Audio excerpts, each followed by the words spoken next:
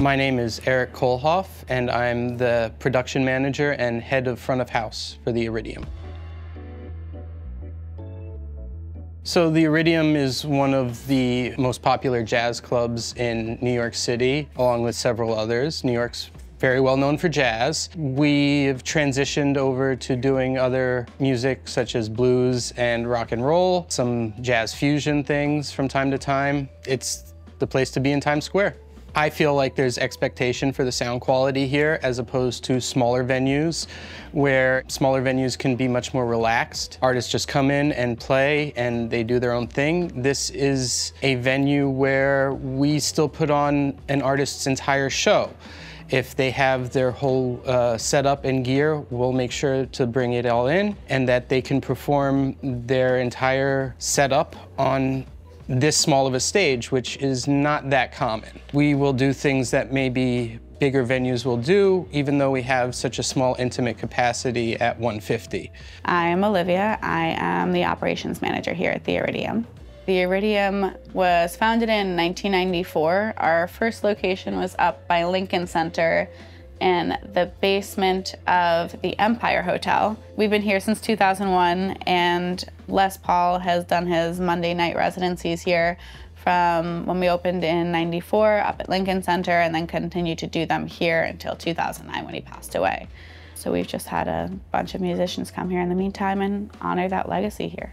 Like, our back line is quite extensive, and a lot of the bands that do come here, most of the bands that come here use our own back line. I mean, the sound of the room is the most important thing, and the guest experience and the artist experience, but just making sure that sound is perfect. And that is why Eric is fantastic at what he does and why we're so great here.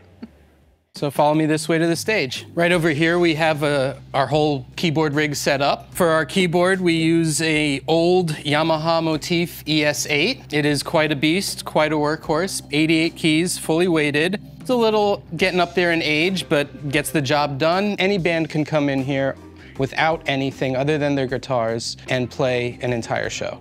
That being said, if they have all their stuff, which a lot of bands do, and they're on the road, we'll accommodate them, clear our entire stage, and use all of their gear. We have our Hammond B3, as well as a Leslie 122. The Leslie 122 was modded at some point in the 2000s, so it has a new amp. Unusual miking setup. This is something I do to save space. We have a very small stage. It is only 21 feet long and 12 feet deep, as opposed to the normal miking situation where you would mic it on either sides. I tend to just mic it from the front here, stereo, with Sennheiser 609s.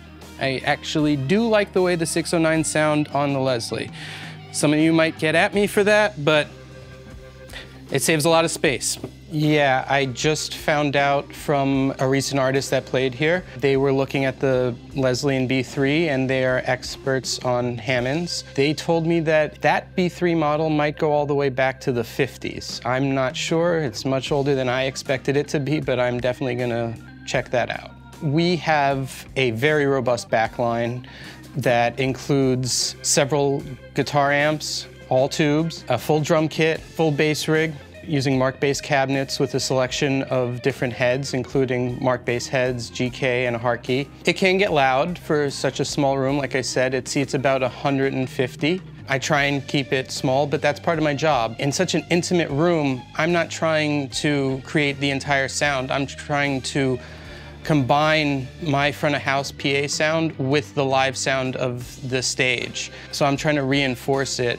It's almost like parallel mixing an entire show because you have all of the stage volume, all that live volume. I don't want it to get too loud. Microphones, I am not picky. I am not a snob about anything. My favorite brand of microphones is Shure. They are great, workhorse, they get the job done.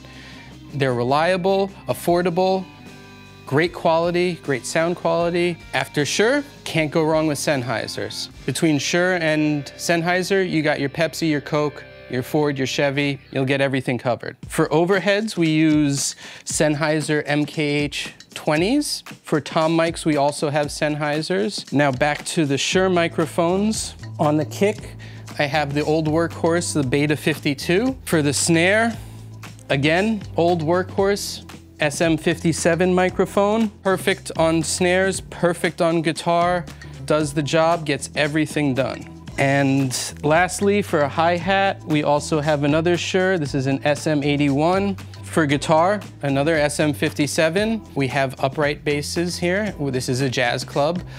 Plenty of upright bass players come by. And interestingly enough, they do like to go through an amp. They typically have their own mic or pickup built into their upright bass.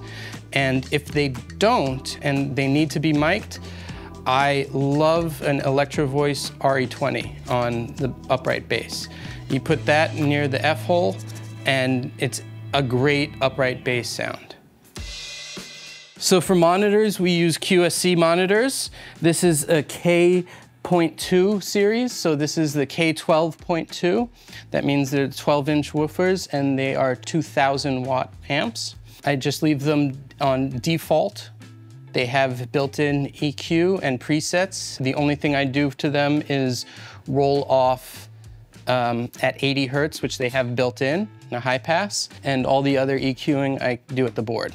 Right now we are using an Avid S3LX. It is their live setup for their Avid S3 control surface. And we're looking to upgrade because the S3 was the beginning of their S line. Now they have an S1 control surface for at home. They also have the Avid S4 and S6. This is my tiny little hideaway sound booth near the front entrance of the Iridium.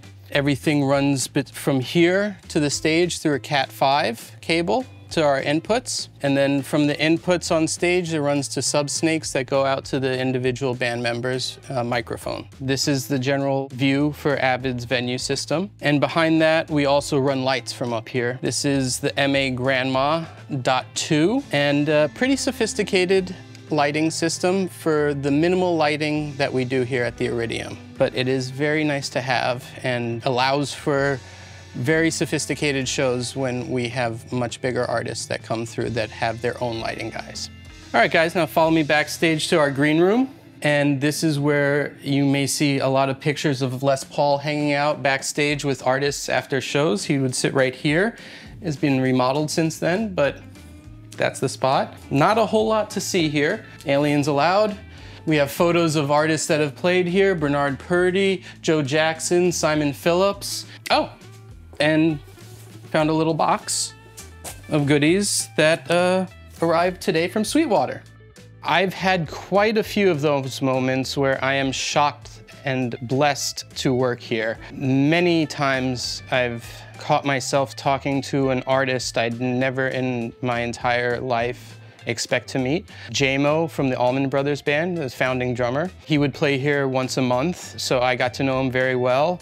We'd hang out after the show, and sometimes it'd just be me, him, and one of his friends having a glass of wine, teaching me a lot about drums. I had a spare drum head that I asked him to sign, and he traced his whole hand on the drum head, signed it, had all the other members of the band sign it, and he wrote my name, did a shout out to the Iridium saying how he always wanted to have a jazz band, and now I have that drum head framed hanging up on my wall. There's one artist that's come here a few times. His name is Mark Lettieri. The last time he was here, he filmed a live album here and recorded a live album here, and that was just so much fun, and he's put out all the content from it. He's released the album now, and he's releasing all the visuals that come with it, all the videos.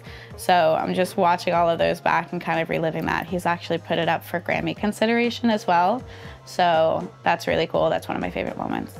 I really think that there are a lot of opportunities here to make this a home for electric guitar, is how I feel. It is something that people reliably come out to see. There's other venues that have the jazz categories kind of taken care of in town. There's plenty of other jazz venues here. That being said, we're not going to shy away from jazz. This being Les Paul's home, we can expand beyond jazz, as I said, to other genres such as rock and blues and jazz fusion. We have a residency coming up with G.E. Smith that I am looking forward to working with, another person that I can't believe I get to work with. To prepare for G.E. Smith coming, I ordered a brand new Fender Hot Rod DeVille from Sweetwater, just to be sure that we had a perfectly running amp for him when he gets here on Monday. It's really great. There's a lot of musicians that come in here and like are kind of in awe of this space. A lot of people have played here a bunch of times before, but like every once in a while we get those musicians that are just like wow. And there's a giant Les Paul mural on the side of the stage that watches over them as they play. So it's really cool. It feels, I feel very lucky to be here and to be in the presence of such great musicians that genuinely appreciate what they do. Well, this stool right next to me is the stool that Les would sit and play on for all of his shows. Sometimes he'd guest sit on the chair, but it is his chair, and we've just kept it here, safe and sound. All right, everybody, thanks for stopping by and checking out my tour of the Iridium. I hope you enjoyed it, and next time you're in New York City, please stop by and check out a show that we have going on. I'm sure we'll be open, and there will always be great artists and great music here at the Iridium. Thanks for stopping by.